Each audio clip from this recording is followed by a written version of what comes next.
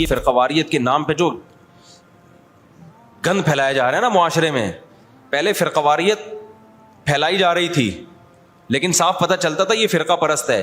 اب لیبل لگایا جا رہا ہے اتحاد امت کا، لیبل چینج کر دیا لیکن فرقہ واریت پہلے سے زیادہ پھیلائی جا رہی ہے. لیبل چینج ہو رہا ہے اب خالی، یعنی اس طریقے سے پھیلائی جا رہی ہے کہ سانپ بھی مر جائے اور لاٹھی بھی نہ ٹوٹے. کہ یہ جو دیوبندی، بریلوی، اہل حدیث اور فلانا، ڈمکانا، حنفی، شافی، یہ لوگوں کے دیے ہوئے نام ہیں. یہ غیر مسلم کے مقابلے میں نہیں ہے، یہ مسلمانوں کے آپس کے مقابلے میں ہے. اب جب ایک چیز ہوگی تو اس کو نام تو دیا جائے گا نا. مسلم کے مقابلے میں چاہے دیوبندی ہو، بریلوی ہو، شیعہ ہو، اہل حدیث ہو، جو بھی ہو، غیر مسلم کے مقابلے میں ہم سب کیا ہیں؟ مسلم ہیں. لیکن جب مسلمانوں میں مختلف مکتبہ فکر وجود میں آ گئے تو وہ ایک دوسرے سے فرق کیسے کریں گے؟ مسلم غیر مسلم سے کریں گے. اگر مسلم غیر مسلم سے کریں گے اس کا مطلب آپ دوسرے کو غیر مسلم مان رہے ہو. تو جب مختلف مکاتب فکر وجود میں آ گئے تو ان کا ایک دوسرے سے فرق کرنے کے لیے اسلام کے علاوہ کوئی اور نام دینا پڑے گا. ایک آسان سی مثال دے دیتا ہوں. ہندوستان میں فرقے نہیں تھے تو کچھ لوگ تیجا چالیسواں کرتے تھے، کچھ تیجا چالیسواں نہیں کرتے تھے. اب لوگوں نے تو فرق کرنا ہے نا، تو لوگوں نے اپنی آسانی کے لیے نام دے دیا کہ یار جو نہیں کرتے ان کا تعلق زیادہ تر دیوبند کے مدرسے سے ہے، تو لوگوں نے ان کو ہائی لائٹ کر دیا کس نام سے؟ دیوبندی کے نام سے. یہ پبلک کا دیا ہوا نام ہے. اور جو تیجے 40 میں کرتے تھے وہ ایک مکتبہ فکر تھا، ان کے پاس ان کے اپنے دلائل تھے، ان سے چاہے ہم متفق ہوں یا نہ ہوں لیکن انہوں نے کچھ بنائے دلائل، ان کی رائے تھی. تو جب وہ لوگ بڑی تعداد میں آ گئے اور وہ ربیع الاول میں یہ سب کچھ کرنے لگے جو وہ کرتے ہیں، تو ایک مکتبہ فکر تھا تو لوگوں نے اس کا نام کیا کر دیا؟ کیونکہ ان کا تعلق زیادہ تر بریلی سے تھا تو لوگوں نے خود کیا کہنا شروع کر دیا؟ بھائی یہ بریلوی ہے. اب اگر آپ کہیں نہیں ہم سب مسلم ہیں تو اس کا مطلب یہ ہوا کہ جو تیجے 40 میں نہیں کر رہے وہ بریلویوں سے فرق کے لیے لوگ ان کو نام دے مسلم. اس کا مطلب خود بخود مان لیا کہ جو تیجے کر رہے ہیں وہ غیر مسلم ہیں. اس سے فرقہ واریت کم ہوگی یا بڑھے گی؟ وہ کہے گا یار ہمیں تم نے غیر مسلم بنا دیا. تو مسلمانوں کے آپس میں جب ڈفرینس ہوگا نا تو اس میں فرق کے لیے یہی نام دیے جائیں گے. اب جو لوگ کہتے ہیں میں نہ دیوبندی، نہ بریلوی، نہ اہل حدیث، نہ فلانا، نہ ڈمکانا، تو ہم ان سے کہتے ہیں پھر آپ کا نظریہ کیا ہے؟ آپ کی سوچ کیا ہے؟ تو جو آپ کی سوچ ہے تو وہ سوچ کے لوگ تو پہلے سے پائے جاتے ہیں، تو وہی تو ہو گیا. نام آپ نے وہ نہیں رکھا لیکن وہ سوچ آپ کی پائی جاتی ہے. اور جب آپ اپنے آپ کو کہیں گے مسلم مسلم مسلم تو یہ غیر مسلم سے فرق کے لیے تو مسلم کہا جائے گا، لیکن آپس میں فرق کے لیے اگر مسلم کہہ رہے ہیں اٹ مینس دوسرا کیا ہے؟ آپ اس کو غیر مسلم مان رہے ہیں. اور آسان کر دیتا ہوں پھر یہ چلتا ہوں آگے. یہ بہت زیادہ فرقے آج کل یہ لفظ بہت زیادہ چلایا جا رہا ہے. اس کے نام پہ فرقے کم نہیں ہو رہے، بنائے جا رہے ہیں. فیکٹریاں لگا دی ہیں فرقے بنانے کی. اب بہت سے لوگ کہتے ہیں ہمارا کوئی فرقہ نہیں ہے، حالانکہ اسلام میں سب سے پہلے 2 بڑے فرقے وجود میں آئے ہیں. یہ تو بعد کے ہیں نا، کسی نے بریلویت کا نام دے دیا، نام بعد میں آئے ہیں. یہ جو سوچ تھی وہ تو بہتوں کی ہمیشہ سے رہی ہے. جو نظریے تھے سب سے پہلے جو وجود میں آئے، جو آج تک قائم ہیں، ان کی بات کر رہا ہوں. وہ شیعہ اور سنی وجود میں آئے ہیں. شیعہ حضرات کا جو بیسک دعویٰ ہے پنج تن پاک، اہل بیت کو اور حضرت علی کو، دیگر اصحاب رسول پہ فضیلت دینا، ان کے اپنے اصول ہیں، وہ ان اصولوں پر عمل پیرا ہیں. وہ 2 نمازیں ہمیشہ اکٹھی پڑھتے ہیں. وہ 3 طلاق کو ایک بھی نہیں مانتے، کچھ ایک مانتے ہیں کچھ ایک بھی نہیں مانتے. حضرت عمر رضی اللہ تعالیٰ عنہ کے فیصلوں کو بالکل لفٹ نہیں کراتے، تبھی وہ متع کو بھی جائز سمجھتے ہیں. ان میں بڑے فرق تھے ان کے اندر اور سنیوں کے اندر. ان کا عقیدہ بھائی 11 امام ہیں، 12 امام ہیں. وہ امام کو بھی بہت زیادہ امام کو درجہ دیتے ہیں وہ. تو جو یہ عقیدوں کے حامل نہیں تھے، جن کا یہ عقیدہ تھا نہیں بھائی قرآن حدیث اور صحابہ، خلفائے راشدین کو بھی ویلیو دینی ہے، تمام صحابہ کو ماننا ہے، ہر نماز اپنے ٹائم پہ پڑھنی ہے. سفر میں تو اختلاف ہے اہل سنت والجماعت میں آپس میں، لیکن جب حضر میں ہوں گے تو ہر نماز اپنے ٹائم پہ ہوگی. متع حلال نہیں ہے، 3 طلاقیں 3 ہوتی ہیں. تو جن کا یہ کانسیپٹ تھا ان کو کیا کہا جانے لگا؟ اہل سنت والجماعت. حالانکہ آپ کہتے نہیں جی ہم فرقوں میں نہیں پڑھیں گے, یہ مسلم ہیں, اس کا مطلب آپ نے ان کو کیا مان لیا؟ غیر مسلم. اگلا قبول کر لیتا اس نعرے کو؟ وہ کہتا ہے بھائی ہم وہ تو کہہ رہے ہم تو مسلم ہیں. وہ تھوڑی آپ اس کو 100 دفعہ غیر مسلم کہیں, اگلا ایکسیپٹ کرنے کے لیے تیار نہیں ہے. تو علماء نے کیا کیا بھائی ٹینشن سے بچنے کے لیے کہ بھائی 2 مکاتب فکر ہیں, ایک کو اہل سنت والجماعت کہا جاتا ہے اور ایک کو شیعہ کہا جاتا ہے. پھر اہل سنت والجماعت کو شارٹ فارم میں سنی کہا جانے لگا. میں نے کہا نا زبان جو ہے وہ پرواہ نہیں کرتی ہے, زبان آٹومیٹیکلی وجود میں آتی ہے. لوگ جس چیز میں آسانی دیکھتے ہیں اس کو خود وضع کرتے ہیں. جو زبان کے الفاظ ہیں ان کو وضع کسی ادارے میں نہیں کیا جاتا, وہ آٹومیٹیکلی لوگوں کی زبان پہ. ابھی آج کے نا پروگرام تو بڑھ گیا, چل رہا ہے نا مارکیٹ میں, اب یہ کسی نے بیٹھ کے بنایا ہے, اب ہر جگہ یہ وڑ گیا کا لفظ. اب اصل وڑ گیا کہ جو بھی مطلب ہو, اصل وڑ گیا. مجھے کل کسی نے کہا یہ وڑ گیا بہت برا لفظ ہے, اس کا تو یہ مطلب ہے, اس کا تو وہ مطلب ہے, یہ وڑ گیا کا لفظ. میں نے کہا جو بھی مطلب ہے ابھی یہ نہیں ہے, ابھی وہ مطلب ہے جو مارکیٹ میں چل رہا ہے. وڑ گیا کا مطلب بیڑا غرق ہو گیا پروگرام کا. اچھا چھالیاں بھی آ گئی, میم سے بہت آ رہی ہیں, پروگرام تو وڑ گیا. میں شہد لینے گیا تو میں چٹان کے اوپر چڑھا ہوا تھا نا, بہت ہائٹ پہ, ایک یعنی 1000 فٹ بلندی پہ شہد کے لیے میں بلوچستان کے پہاڑ پہ چڑھا. شہد کا چھتا میں نے کہا اپنے ہاتھوں سے کاٹوں گا میں, شوق ہے ہمیں اس طرح کی حرکتوں کا. اب بہت اوپر ہم چڑھ گئے, پھسلنے کا خطرہ تھا, دھڑام سے نیچے آتا. تو جب چھتا کاٹ رہا تھا میں نے کہا ایسا نہ ہو کہ پروگرام تو وڑ نہ جائے, کہیں پاؤں پھسلے اور پروگرام لوگ کہیں پروگرام تو وڑ گیا, کیونکہ ویڈیو بھی بن رہی تھی.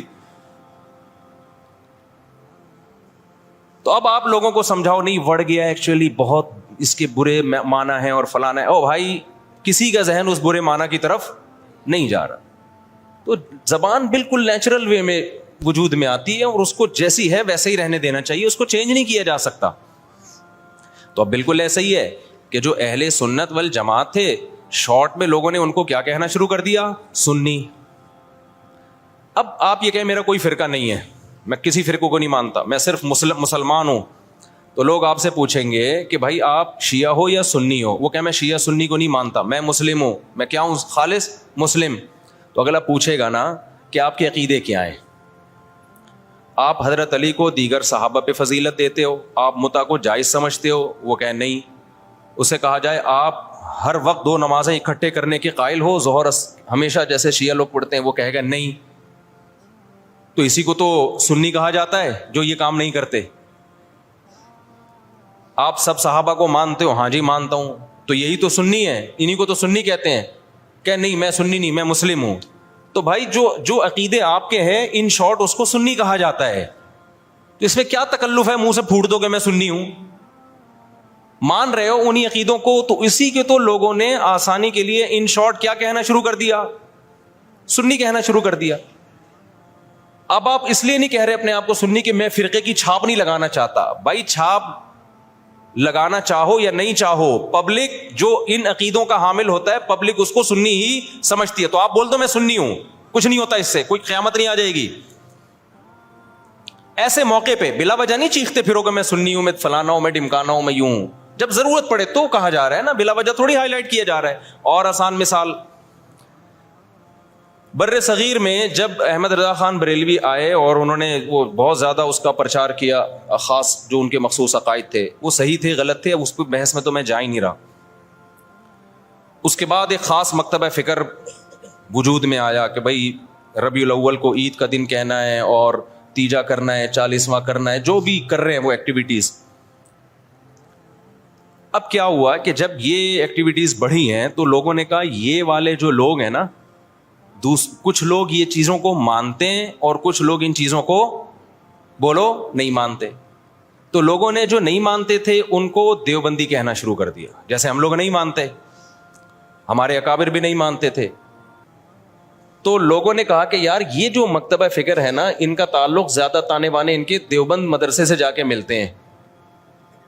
تو چاہے اب تانے بانے دیوبند سے ملیں یا نہ ملیں, بر صغیر میں صرف دیوبند کا مدرسہ تھوڑی تھا, لاکھوں ہزاروں مدرسے تھے. چاہے جس مدرسے سے بھی فارغ ہو, چاہے وہ دیوبند کا نہ بھی ہو, پبلک نے اس کو کیا کہنا ہے؟ دیوبندی.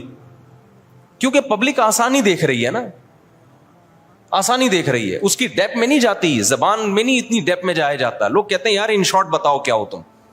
اور جو لوگ یہ کام کر رہے تھے ان کو پبلک نے کیا کہنا شروع کر دیا, بھائی بریلوی کہنا شروع کر دیا. اب آپ کے ہاں کوئی بندہ رشتہ لے کر آیا اپنی بیٹی, آپ کی بیٹی کے لیے, بیٹھا ہوا ہے سامنے, چائے رکھ دیا آپ نے, ڈبو کے بھی نہیں کھا رہا, اس کو پتا ہے رشتہ ٹوٹنے کا خطرہ ہوتا ہے, ایٹیٹیوڈ کے خلاف ہے یہ ڈبو کے کھانا نا, تمیز سے بیٹھا ہوا ہے. آپ لوگ کیا تھے کہ آپ تیجا بھی کرتے ہیں, 40واں بھی کرتے ہیں, عرس بھی مناتے ہیں, قوالیوں میں بھی جاتے ہیں. آپ کا ایک یہ سوچ ہے آپ کو رشتہ اسی قسم کا چاہیے. میں سمجھا پا رہا ہوں, ادھر توجہ میری طرف. آپ کو رشتہ چاہیے اسی مزاج کا. تو آپ لڑکے سے ان شارٹ کیا پوچھو گے کہ آپ مسلم ہو یا غیر مسلم, یہ پوچھو گے؟ اگر آپ نے پوچھ لیا کہ بیٹا آپ ہمارا کوئی فرقہ نہیں ہے, ہم دیکھنا چاہتے ہیں آپ کی سوچ کیا ہے, ہم صرف مسلم ہیں, تو بیٹا آپ مسلم ہو یا غیر مسلم. وہ کیا کہے گا, میں کوئی ہندو عیسائی چمار لگ رہا ہوں آپ کو؟ وہ شرم نہیں آتی آپ کس طرح کے سوال پوچھ رہے ہیں مجھ سے؟ بولو نا کیا ہو گیا,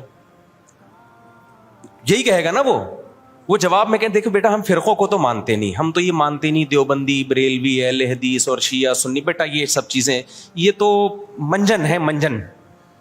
یہ کیا ہے؟ یہ فرقوں کے منجن ہیں.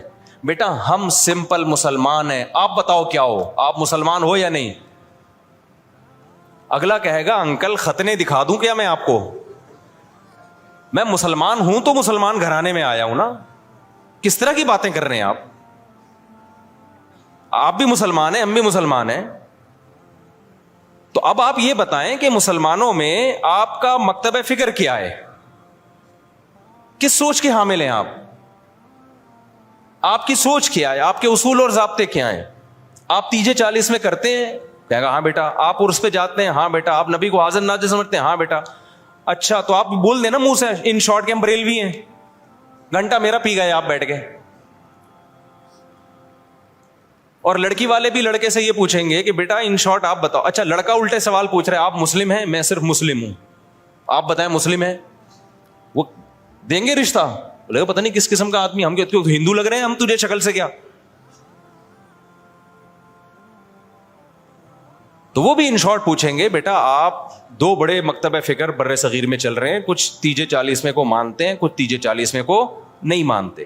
تو جو نہیں مانتے ان کو دیوبندی کہا جاتا ہے.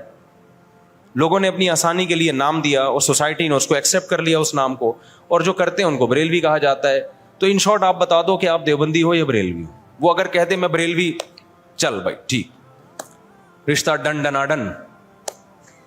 اگر وہ کہتے کہ میں دیوبندی ہوں تو بھائی پتلی گلی سے نکلو. سمجھ رہے ہو؟ ناموں کی بات کر رہا ہوں میں. ہاں بلا وجہ اپنا نام ہائی لائٹ کرنا. اچھا ایک اور اس میں ہم اہل حدیث کو بھی اس میں لے لیتے ہیں. اہل حدیث کیا ہیں؟ جب شیعہ سنی دو فرقے بڑے وجود میں آئے, جن کا ابھی تک فرقے تو بہت سارے بنے تھے, بہت سارے تو ختم ہی ہو گئے, کیونکہ جو باطل چیزیں زیادہ پنپتی نہیں ہے, اور پنپتی بھی ہے تو ایک جگہ قائم نہیں رہتی. آپ اگر 1200 سال پہلے کے شیعہ کو دیکھ لیں تو الگ تھے, 200 سال بعد والے الگ, آج الگ. تو وہ بہت یعنی ایک جگہ نہیں. آپ اہل سنت والجماعت کو دیکھیں گے نا تو جو 1200-1300 سال پہلے تھے آج بھی اسی ٹریک پر ہیں وہ. خاص طور پر جو ان چاروں مکاتب فکر کو فالو کرتے ہیں, حنفی, مالکی, شافعی, حنبلی, ان کے اصول 1300 سال پہلے لکھ لیے گئے تھے, مسائل بھی لکھ لیے گئے تھے, تو اب اس سے ہٹتے نہیں ہیں یہ. آپ کو حنفی 800 سال پہلے کا بھی وہی نظر آئے گا جو آج تھا, شافعی 800 سال پہلے کا بھی ویسے نظر آئے گا جیسا آج تھا. اگر تبدیلی ہوئی ہے تو بدعت کے حوالے سے ہوئی ہے, کسی میں بدعتیں آ گئیں, کسی میں بدعتیں کوئی ایکسٹریم لیول پہ ادھر چلا گیا, کوئی مسائل کے معاملے کی بات کر رہا ہوں. جو اسلامک لا ہے, لا نہیں چینج ہوا کیونکہ وہ ریٹن فارم میں آ چکا تھا پہلے. تو اب میں عرض کر رہا تھا کہ دو فرقے بڑے وجود میں آ گئے. ایک کو کیا کہا جاتا تھا؟ شیعہ. ایک کو کیا کہا جاتا تھا؟ سنی.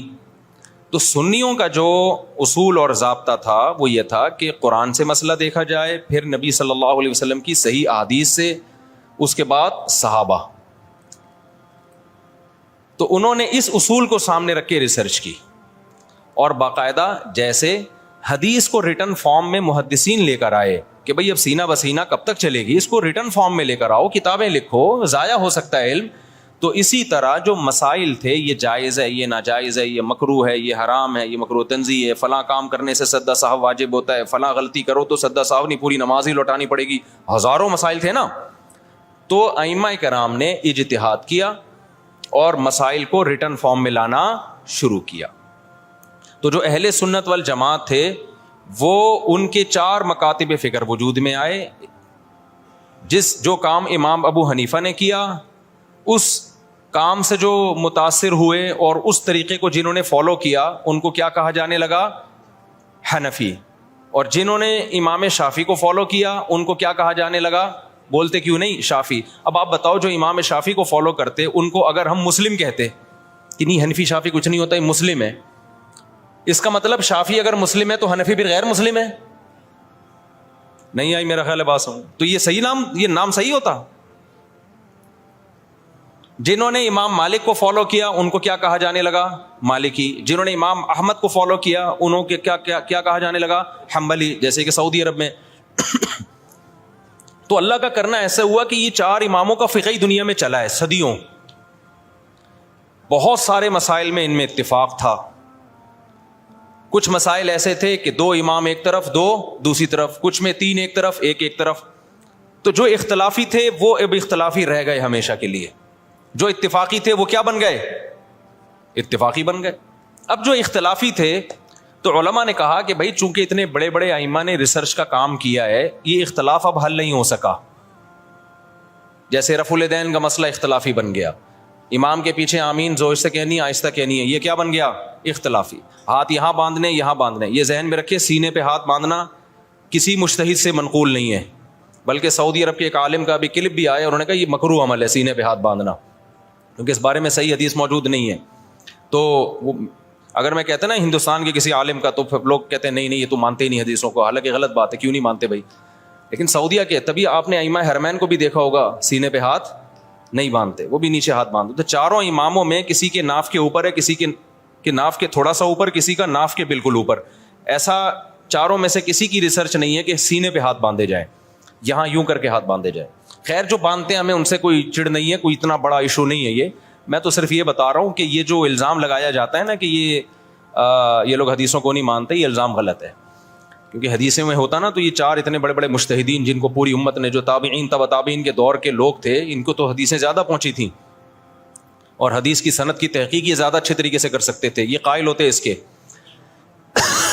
تو ابن خزیمہ کی جو روایت ہے سینے پہ ہاتھ باندھنے والی، وہ صحیح روایت نہیں ہے. مصیبت آج کل یہ ہے کہ آپ کا جو مذہب ہوتا ہے آپ وہ حدیث کو لازمی صحیح کہنا ہے، مارکیٹ میں جو چل رہا ہے، اور جو مخالف کی دلیل ہے وہ لازمی کیا ہے؟ پہلی نظر میں ہی ضعیف ہے. یہ چل رہا ہے مارکیٹ میں. خیر، تو ان 4 اماموں میں جب اختلاف کچھ باقی رہ گیا تو امت کے بڑے بڑے علماء نے فتویٰ دیا کہ بھائی اب یہ اختلاف ختم کرنا ممکن بولو نہیں ہے، کیونکہ صحابہ میں یہ اختلاف تھا. کوئی یہاں ہاتھ باندھتا، کوئی ہاتھ چھوڑ کے نماز پڑھتا. صحابہ میں صحیح حدیث سے ثابت ہے ایک صحابی ہاتھ چھوڑ کے نماز پڑھتے تھے، اور یہ بھی ثابت ہے صحیح سند سے کہ مدینہ والے ہاتھ چھوڑ کے نماز پڑھتے تھے. تو امام مالک نے کہا کہ بھئی مدینہ والے جب ہاتھ چھوڑ کے نماز پڑھ رہے ہیں تو نبی کی آخری نماز تو انہوں نے دیکھی ہے، تو میں ہاتھ چھوڑ کے نماز کے قائل ہوں. ٹھیک ہے ہاتھ باندھنے والی حدیثیں ہیں لیکن وہ پرانے زمانے کی ہیں. مدینہ کس کو فالو کر رہا ہے؟ نبی کے آخری عمل کو فالو کر رہا ہے، تو میں ہاتھ چھوڑ کے نماز. تبھی مالکی پوری دنیا میں جہاں بھی ہیں کیسے نماز پڑھتے ہیں؟ بولتے کیوں نہیں؟ ہاتھ چھوڑ کے. اب کبھی ہمیں ہاتھ چھوڑا ہوا بندہ نظر آ جائے نماز پڑھ رہا ہے تو ہمیں اشکال ہوتا ہے یار ساری دنیا تو ہاتھ باندھ کے نماز پڑھ رہی ہے، یہ کیوں چھوڑ رہا ہے؟ تو ہم بجائے اس کے کہ بولیں یہ مسلم ہے یا میں مسلم ہوں، تو کیا مطلب وہ غیر مسلم، وہ ہندو ہے وہ؟ تو ان شارٹ ہم کیا کہتے ہیں؟ یہ فقہ مالکیہ کو فالو کرتے ہیں. یہ کیا کرتے ہیں بھائی؟ یعنی مالکی ہیں. یہ کیا مطلب؟ یہ امام مالک کی جو تحقیق ہے اس کو زیادہ اس پر اعتماد کرتے ہیں. حدیثوں میں تو سب کچھ ملے گا آپ کو، جب سب کچھ ملے گا تو کسی نے ایک حدیث کو ترجیح دی دوسری میں تعویل کی، کسی نے دوسری کو ترجیح دی اس والی حدیث میں تعویل کی. میں سمجھا پا رہا ہوں اپنی بات؟ اب ہوا یہ کہ 4 اماموں نے جب اجتہاد کیا تو اس کے نتیجے میں بھی یہی ہوا ہے کہ بہت سے مسائل میں آپس میں کیا ہو گیا؟ اتفاق. مثال کے طور پر اس مسئلے میں اتفاق ہو گیا کہ حالت اقامت میں حضر میں 5 نمازیں اپنے ٹائم پہ پڑھی جائیں گی، 2 نمازیں اکٹھی نہیں کی جائیں گی. سفر میں 3 امام اس کے قائل ہوئے کہ 2 اکٹھی کی جائیں گی. امام صاحب نے کہا کی جائیں گی, مگر کس طریقے سے, قضا کر کے نہیں, بلکہ ظہر کو آپ عصر کے قریب لے کے جائیں گے, پھر پڑھیں گے, پھر عصر کو مقدم کریں گے. انہوں نے حدیثوں میں یہ مفہوم کیوں بیان کیا؟ وہی اصول تھا ان کا, بھائی پہلے کس پہ پیش کرو, قرآن پہ. تو قرآن تو ہر نماز سفر ہو یا حضر اپنے ٹائم پہ پڑھنے کا حکم دے رہا ہے آپ کو. تو انہوں نے کہا اس طریقے سے جمع کی جائیں گی. اب کیا ہوا, اسی طرح صدقہ فطر میں اختلاف ہوا. امام ابو حنیفہ نے کہا حدیث میں آتا ہے کہ آٹا دے دو کسی غریب کو, تو اگر کوئی پیسے دے دے تو بھی ٹھیک ہے, مقصد تو پورا ہو گیا.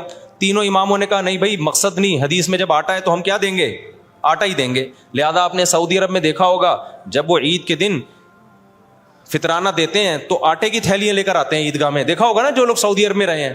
ہمارے یہاں ڈائریکٹ پیسے جمع کرا دیتے ہیں. ایسا ہی ہے کہ نہیں ہے؟ اب کیا ہوا, امام شافعی کی رائے ہوئی کہ بھئی ہاتھ یہاں باندھے جائیں, امام حنیفہ کی رائے ہوئی ہاتھ یہاں باندھے جائیں, امام مالک کی رائے ہوئی کہ ہاتھ چھوڑ دیے جائیں. تو یہ سب چیزیں حدیثوں میں ہمیں ملتی ہیں. امام شافعی کی رائے رکوع میں جاؤ تو ہاتھ اٹھا کے نماز پڑھو, رفع الیدین کرو. امام حنیفہ کی رائے ہوئی عبداللہ بن مسعود کی صحیح حدیث ہے کہ بھئی صرف تکبیر تحریمہ میں کرو, اس کے علاوہ نہیں کرو, اور اس نماز کو عبداللہ بن مسعود نے نبی کی نماز قرار دیا. تو امام صاحب نے دلائل کے تانے بانے ملا, انہوں نے کہا میری نظر میں یہ آخری نماز ہے نبی کی, اس پہ قرائن ہے ان کے پاس, بہت مضبوط قرائن ہے. اب جب یہ مکاتب فکر بن گئے تو جس نے امام شافعی کو فالو کیا وہ رفع الیدین کر رہا ہے, جس نے امام حنیفہ کو فالو کیا وہ نہیں کر رہا. اب اس میں یہ کہنا کہ وہ حدیث کو مانتا ہے, وہ حدیث کا منکر ہے, یہ ہے جہالت. اٹ از کالڈ, یہ اس کا مطلب ہے آپ کو ایک ادھر کے دلائل معلوم ہے ادھر کے معلوم نہیں ہے, یہ آپ کی کھوپڑی میں آ نہیں رہے, اپنی جہالت کو دوسروں پہ آپ تھوپ رہے ہیں. سمجھتے نہیں ہے نا بات. امام صاحب کا جو مذہب ہے رفع الیدین نہ کرنے میں بہت مضبوط مذہب ہے. امام ترمذی امام بخاری کے شاگرد لکھتے ہیں کہ زیادہ تر صحابہ رفع الیدین نہیں کرتے تھے. اس پہ میں کئی دفعہ پیش کر چکا ہوں حوالے, لیکن ابھی یہ ٹاپک نہیں ہے رفع الیدین, ایسا نہ ہو میرا پورا بیان وہ رفع الیدین کا کلپ نکال کے آگ لگا دیں اس میں. دونوں طرف دلائل ہیں.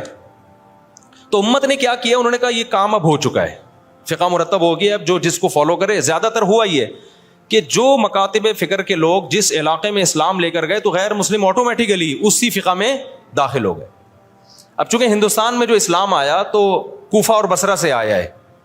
کوفہ بصرہ میں عبداللہ بن مسعود اور علی کے شاگرد رضی اللہ ان کے زیادہ شاگرد تھے, وہ اسلامی خلافت کا ذریعہ تھا.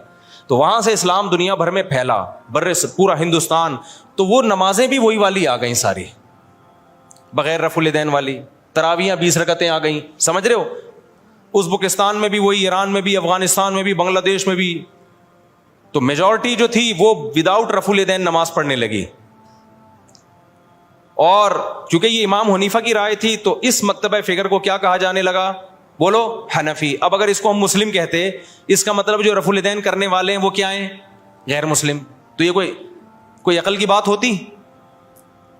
یہ میں اس لیے کہہ رہا ہوں, لوگ کہتے ہیں نا نہ حنفی نہ شافی, ہم تو صرف مسلم ہیں. ابے تو پاگل ہے, تو پاگل ہے, تو منجن بیچ رہا ہے. بھائی ہم حنفی ہیں, شافعی اور مالکیہ کے مقابلے میں حنفی ہیں. غیر مسلم کے مقابلے میں کوئی حنفی شافعی نہیں ہوتا. اس میں ہم کیا ہیں, اس میں تو مسلم ہیں سارے. تبھی ہم بلا وجہ اپنے آپ کو نہ دیوبندی کہتے ہیں نہ حنفی کہتے ہیں. کبھی دیکھا ہم نے بلا وجہ دیوبندی حنفی خامخواہ کی؟ جب بھی کوئی پوچھے بھائی ہم مسلمان ہیں ماشاء اللہ سب لوگ. جہاں ضرورت پڑتی ہے, جیسے رشتہ لینے کے لیے گئے تو اگلا پوچھے گا تو دیوبندی ہے بریلوی؟ آپ نے کہا میں مسلم ہوں, علمی کتابی ہوں, تو وہ کہے گا تو کیا ہے بھائی, تو تیجا کرتا ہے کہ نہیں کرتا؟ وہ کہے میں نہیں کرتا, تو بولنا دیوبندی ہوں. پھوٹتا کیوں نہیں منہ سے؟ یا تو دیوبندی ہے یا اہل حدیث ہے, یہ دونوں نہیں کرتے. کیا خیال ہے بھائی, یا تو دیوبندی ہے یا کیا ہے, اہل حدیث ہے؟ کہ نہیں میں کچھ بھی نہیں ہوں. تو کیوں ٹائم ویسٹ کر رہا ہے بھائی تو؟ آپ اس سے پوچھ رہے ہیں لڑکی والوں سے آپ کیا ہیں, وہ کہیں میں ہم مسلم ہیں. او بھائی مسلمان کیا میں ہندو لگ رہا ہوں آپ کو شکل سے؟ آپ تیجا کرتے ہیں, ہاں جی کرتا ہوں. آپ ربیع الاول کو عید مناتے ہیں, ہاں جی. تو بولو منہ سے. ان شارٹ ایسے لوگوں کو کیا کہا جاتا ہے, بریلوی کہا جاتا ہے. فرقواریت تو جب پھیلتی کہ جب ہم بلا ضرورت ان ناموں کو استعمال کر رہے ہوتے خام خواہ میں. جہاں ضرورت نہیں ہے وہاں بھی اپنے نام کے ساتھ بلا وجہ کا حنفی لگایا ہوا ہے, بلا وجہ کا شافی لگایا ہوا ہے, بلا وجہ کا دیوبندی لگایا ہوا ہے, بلا وجہ کا اہل حدیث لگایا ہوا ہے. یہ تو بلا وجہ کا ہے. پھر ہم کہتے ہیں یار بلا جہاں ضرورت ہوگی وہاں یہ نام استعمال کیا جائے گا, جہاں ضرورت نہیں ہے تو وہاں یہ نام استعمال نہیں کیا جائے. اور جس کا کوئی نام ہی نہیں ہے, کہیں بھی منسوب نہیں ہے, اس کا مطلب وہ بالکل فارغ ہے. اس کا مطلب وہ, کیونکہ جتنے بھی مسلمانوں میں فرقے چلے آ رہے ہیں وہ یا تو یہی ناموں سے ہیں, اور حدیث میں آتا ہے جو اہل حق ہے وہ ہمیشہ رہیں گے. تو آپ جب نئی چیز مارکیٹ میں لا رہے ہو تو آپ کبھی بھی اہل حق میں شامل نہیں ہو سکتے. تو اس لیے جلدی جلدی اب ہو گیا تو اب کیا کروں, پھر اس کو جلدی سے نمٹاتا ہوں میں جلدی سے اس ٹاپک کو. تو یہ جو سنیوں کے 4 مکاتب فکر تھے نا, ان میں وہ اختلاف نہیں ہے جو شیعہ اور سنی کا اختلاف ہے, کیونکہ یہ سب قرآن کو مانتے ہیں, حدیث کو مانتے ہیں, ایک دوسرے کا احترام کرتے ہیں, سب بدعت کے خلاف ہیں. تھوڑے تھوڑے ان میں آگے جا کے اختلاف آتے ہیں. تو اس اختلاف کو ختم کرنا اب پاسبل نہیں ہے, کیونکہ اگر پاسبل ہوتا تو اتنے بڑے بڑے ائمہ اور ان کے شاگرد ختم کر چکے ہوتے. اب امت نے کیا کیا کہ بھائی اب بجائے اس کے کہ وہی بحثیں دوبارہ ہوں, امت کی صلاحیتیں جہاد کے میدانوں میں اور بے حیائی کے خاتمے اور بدعت کے خاتمے میں خرچوں. امت کے علماء صلحاء نے فتویٰ دیا بھائی اب کیونکہ ہماری نظر میں اہل سنت والجماعت وہ حق پرست فرقہ ہے, وہ اہل حق میں سے ہیں, تو سنی جو ہے ہماری نظر میں, کیونکہ حدیث میں جو علامتیں بیان کی گئی ہیں ما انا علیہ و اصحابی, جو میرے اور صحابہ کے طریقے پہ چلے گا. تو شیعہ حضرات چونکہ صحابہ کو نہیں مانتے, تو ہماری رائے یہ کہ بھائی ہم نجات یافتہ فرقہ کس کو سمجھتے ہیں, سنیوں کو. ہاں ہم لڑائی کے قائل نہیں ہیں کہ شیعوں کو جا کے تنگ کرنا شروع کر دیں, کیونکہ آپ کی رائے سے اگر کوئی اختلاف کرتا ہے تو میں نے بتایا 100 دفعہ اختلاف کرے, اس سے پھڈا نہیں ہوتا. پھڈا جب ہوتا ہے جب آپ منہ پہ جا کے کسی کو برا بلا کہنا شروع کر دو, یا ہر وقت بیان میں آپ ان کو برا بلا کہہ رہے ہو. اپنی علمی رائے بیان کر دیں, اس کے بعد کیا ہو جائیں آپ خاموش, جس نے آنا ہوگا آ جائے گا, نہیں آنا ہوگا تو چھوڑو رہنے دو. کیا خیال ہے بھائی؟ فرقہ واریت جب پیدا ہوگی جب آپ اس کو برا بلا کہیں گے, آپ کہیں بھائی ٹھیک ہے بھائی آپ کی رائے, آپ نہیں عمل کریں, آپ 2 نمازیں اکٹھی پڑھیں, آپ جو ٹھیک ہے جیسے ہمیشہ سے ہوتا رہے. کہیں بھی لڑائی کی کوشش ہوئی ہے تو علماء نے اس کو ختم کرنے کی کوشش کی ہے. لڑائی بھی ناجائز ہے, اور وہ طریقہ جس سے لڑائی پھیلے, ممبروں پہ نام لے کے مخالفت کرنا, ممبروں پہ نام لے کے برا بلا کہنا. آپ کہ میں تو لڑائی نہیں کر رہا, تو بھائی ذریعہ تو بن رہے ہو نا. ایک آدمی اپنی ساس یا سسر کے خلاف ممبر پہ بیٹھ کے بولتا رہتا ہے, جب وہ آئے گریبان پکڑے مارا انہوں نے اس کو, سالوں نے مارا, تو کہہ رہے میں نے آج تک تم پہ ہاتھ نہیں اٹھایا, تم پتہ نہیں کیوں مجھے مار رہے ہو, میں تو ہمیشہ محبت کی بات کرتا ہوں, میں نے کبھی تمہیں نہیں کہا کہ لڑائی کرو. کہہ رہے ہیں بھائی تو لڑتا نہیں ہے لیکن تو باتیں کر رہا ہے کہ لڑوانے والی. تو بعض لوگ گھننے بنے ہوئے ہوتے ہیں. تو شیعہ سنی لڑائی ہمارا ملک اس کا متحمل نہیں ہے. جو ان کا عقیدہ ہے بھائی وہ ان کو کرنے دو, آپ محبت والے انداز سے دلائل کی سے لوگوں کو بتا دو بھائی یہ ہماری نظر میں ٹھیک ہے اور یہ کیا ہے غلط ہے, تمہاری مرضی, ادھر چلے جاؤ ادھر آ جاؤ. یہ طریقہ صحیح ہے.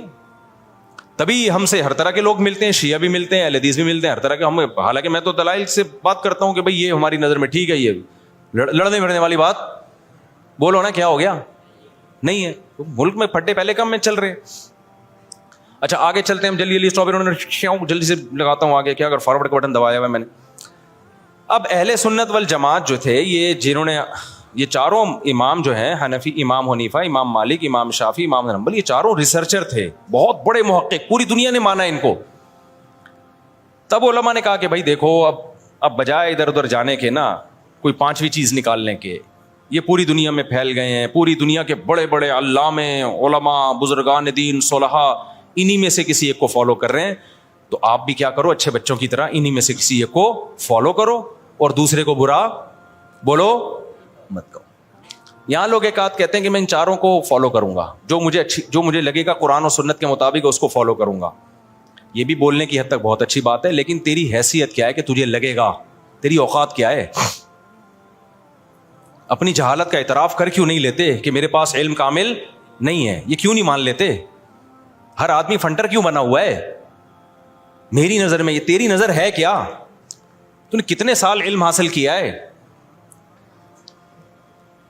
تو اب کیا تھا کہ بھائی امت نے کہا بھائی ان چاروں میں سے کسی ایک کو فالو کرو, بس اب یہ بحث کیا کر دو, ہمیشہ کے لیے ختم کر دو, تاکہ دوسرے کام کریں. یہی ہوا جائے کہ امت نے کوئی حنفی بن گئے, کوئی شافعی بن گئے, کوئی مالکیہ کو فالو کیا, کسی نے حنابلہ کو فالو کیا, اور پھر ایک دوسرے کا احترام کیا. چلو بھائی یہ بھی ٹھیک ہے, وہ بھی ٹھیک ہے, یہ بھی صحیح ہے, وہ بھی صحیح ہے, اور پھر پوری دنیا میں جہاد میں مشغول ہو گئے. قانون مرتب ہو گیا. جب خلافت قائم ہوتی, کتابیں پہلے سے موجود تھیں, چلو بھائی یہ فقہ کو نافذ کر دو. یہاں پہ کوئی نئی بحث ان کو نہیں کرنی پڑی. افریقہ میں اسلام جب پھیلا, فرانس تک مسلمانوں کی فوجیں پھیل گئی تھی نا, تو وہاں فقہ مالکیہ کو نافذ کر دیا. حنفیوں کو اس پہ کوئی اعتراض نہیں ہوا. انہوں نے کہا وہ بھی بھائی قرآن و حدیث اور وہ بھی صحابہ سے ثابت ہے, ٹینشن لینے کا بولو ہے ہی نہیں. کوئی مناظرے نہیں ہوئے, کوئی چیلنج بازی نہیں ہوئی کہ یہ والا نہیں مانتے, ہم نے تو جہاد اس لیے تھوڑی کیا تھا کہ یہ امام مالک کو فالو کرنا ہے. بھائی یہ تھوڑی نمازیں چھوڑ کے ہاتھ چھوڑ کے نمازیں پڑھنی, ہم کہ پاگل ہیں, ہم نے تو جانے دی ہیں, خون دیا ہے اس لیے کہ نمازیں, ہاں ہم تو ہمارے طریقے سے پڑھو گے, کچھ بھی نہیں. انہوں نے کہا یہ بھی ٹھیک ہے اور وہ بھی, بولتے کیوں نہیں؟ وہ جو بنو امیہ کی خلافت قائم ہوئی ہے دنیا بھر میں پھیل گئی بھائی, ادھر سندھ فتح ہو گیا, یہاں حنفی آئے زیادہ بر صغیر میں, احناف آئے, یہاں پہ سندھ فتح ہوا. سندھ کوئی بڑی فضیلت ہے, بخاری میں جا رجل من السندھ الی عائشہ رضی اللہ عنہا, مجھے بڑا مزہ آتا ہے یہ حدیث پڑھ کے. امی عائشہ بیمار ہوئی ہیں, صحیح بخاری میں سندھ سے بندہ علاج کے لیے گیا امی عائشہ کا, صحیح ہے نا. میں نے جب یہ دور حدیث میں حدیث پڑھی میں اچھل گیا, میں نے کہا ہمارے علاقے کا نام آ گیا, سندھی میں علاقے کو علاقہ بولتے ہیں, ٹھیک ہے نا, ہمارے علاقے کا نام آ گیا بھائی. جا رجل من السندھ, ہو سکتا ہے ڈنڈا موڑ سے گیا وہ بندہ, ہو سکتا ہے این انڈا سندھ سے آیا, اب یہ نہیں سندھ کے کون سے علاقے سے, ہو سکتا ہے خیر پور سے گیا, ہو سکتا ہے سکبار سندھ سے گیا حضرت عائشہ کا علاج کرنے کے لیے. تو امی عائشہ جب زندہ تھیں سندھ فتح ہو چکا تھا, تو وہاں چونکہ حنفی آئے تھے اور پھر ملتان, پھر آگے دہلی اور برما تک مسلمان فوجیں پہنچ چکی, بڑی زبردست مضبوط خلافتیں قائم ہوئی. پھر بنو امیہ کی خلافت کا خاتمہ, اندلس میں فقہ مالکیہ پھیل گیا, بنو امیہ پھر اندلس چلے گئے اور ادھر بنو عباس کی خلافت قائم ہو گئی. سمجھ میں آ رہی بات؟ اور اسلامی سلطنت پھیلتی چلی گئی. مسلمانوں نے کتابیں لکھ دی, رفع الدین کرنا ہے نہیں کرنا ہے, سب کے اپنے اپنے دلائل, جو کر رہا ہے بھائی اس کو چھیڑو نہیں, جو نہیں کر رہا ہے اس کو بھی چھیڑو نہیں. وہ فقہ حنفی بھی تھی, سارے علماء نے فتویٰ دیا. بھائی چاروں مکاتب فکر اہل سنت والجماعت کے ہیں, کوئی کسی کو بھی فالو, لیکن کرے ایک کو. یہ نہیں کہ جب خون نکل رہا ہے وضو ٹوٹ رہا ہے تو کہہ رہے میں امام شافعی کو فالو کر رہا ہوں, اس میں ان کے یہاں وضو نہیں ٹوٹتا. اور جب کسی بچی کو ہاتھ لگ گیا تو کہ میں ابو حنیفہ کو فالو کر رہا ہوں, یہ نہیں, ڈرامے بازی, اس سے یہ گڑبڑ ہوگی. ایک کو کرو, دوسرے کو صحیح سمجھو.